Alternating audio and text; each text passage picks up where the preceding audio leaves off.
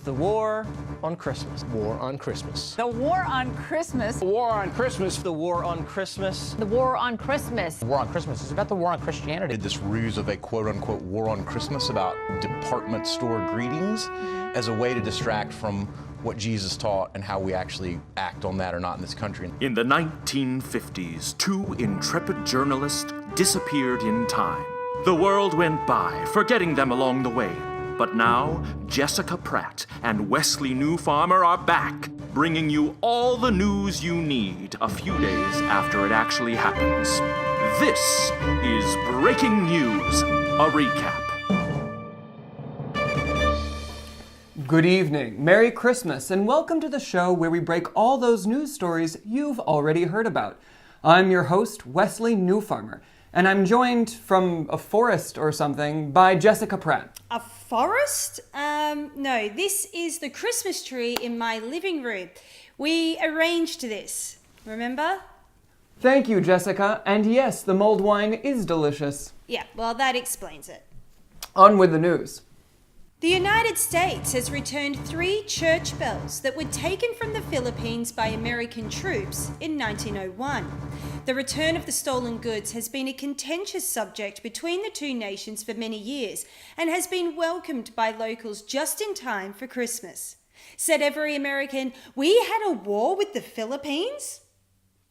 In other bell news, the classic holiday message, "Every time a bell rings, an angel gets its wings," is leading to an overpopulation of flying angels.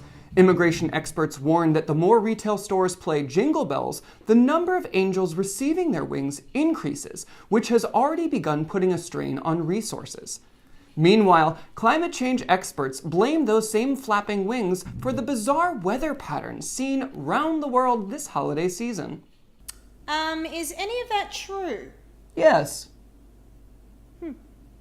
Moving on to tree news, and a Facebook post about walnut-shaped masses on freshly cut trees has gone viral.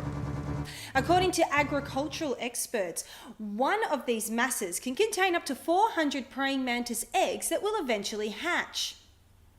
Once that occurs, the bigger babies will then feast on the others when they can't find a proper food source. It's believed this system of survival and bullying is how the Liberal Party in Australia decided who the latest Prime Minister would be. President Trump shocked reporters last month after abruptly leaving his own Christmas tree lighting ceremony. While the reason for his early departure was officially given as logistics glitches, it may have had more to do with the fact that his former lawyer, Michael Cohen, pled guilty to lying to Congress the following day. One organizer, Blenny Blelmo, said she was upset with the president's decision, stating, "If we knew he'd be leaving early, we would have told folks. Maybe that way more people would have turned up." In other feasting news, a study by Swedish researchers has found that more heart attacks occur during the Christmas season than any other time of the year. This can be attributed to a number of factors, including travel, difficult relatives or friends, complicated preparations, extra physical activity, eating and drinking too much, questions over why you've been married for 11 years and don't have any children, constant queries of whether embracing your grey hair is a good career move, leaving a country where you were at least a C-grade celebrity. Jessica, are you okay? Yeah. I'm sure it's just some heartburn. Carry on, Wesley. Does anyone have an antacid? Oh, my left arm. Can we move on? Moving on. It seems President Trump's trade war with China has done nothing to diminish the roaring exports of Christmas paraphernalia this year. From lights to baubles, trees to wreaths, the production of everything Christmas is worth close to $5.6 billion to the Chinese economy. Half of that is from exporting to the US alone. While the Chinese don't officially celebrate Christmas, they do enjoy making those festive decorations much more than those stupidly long red neckties made for the other less jolly fat guy. Jessica, how you doing? I'm fine, Wesley. Clearly I just ate too fast at the Christmas lunch. Well, at your age, it is important to chew your food. And now it's time for our annual gift giving. Jessica, should I open yours first? Yes, go ahead. Well, it looks like a card. How nice. Oh, and there's a picture of a car inside. I do like cars. No, you do. I got you a vintage Rolls Royce. It's in your driveway right now. Whoa, that's different. That's amazing. Thank you. Well, I'm not sure how I'll live up to that, but I think this one is right up there.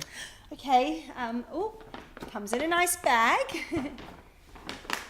Oh, it's a Christmas bear. Yeah, I figured you'd like something warm and cuddly for those cold winter Christmas nights. Well, it's summer here, but no worries. And oh, how lovely! It says 2008. Shit, my secretary's supposed to add a 1 in front of it. Gosh darn it. How thoughtful! You re-gifted something that's 10 years old. It's recycled. I know how much you love all that sustainability, tree-hugging crap. Yeah, technically, it's 2 gifts. 1 for you and 1 for the environment. Amazing. You're welcome. Well, that's all the time we have and all the news there is. If you liked our show, please share amongst your friends. If you didn't, maybe this will help.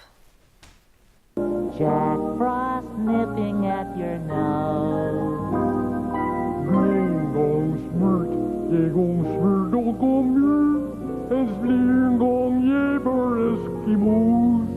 Everybody knows. Tune in next time for more breaking news, a week or so after it actually happens. Why aren't you wearing anything Christmassy? Well, if something's important enough, we should really have a meeting about it or Definitely something. something we discussed. Were you not sober for that production meeting? Or? I think you know we will.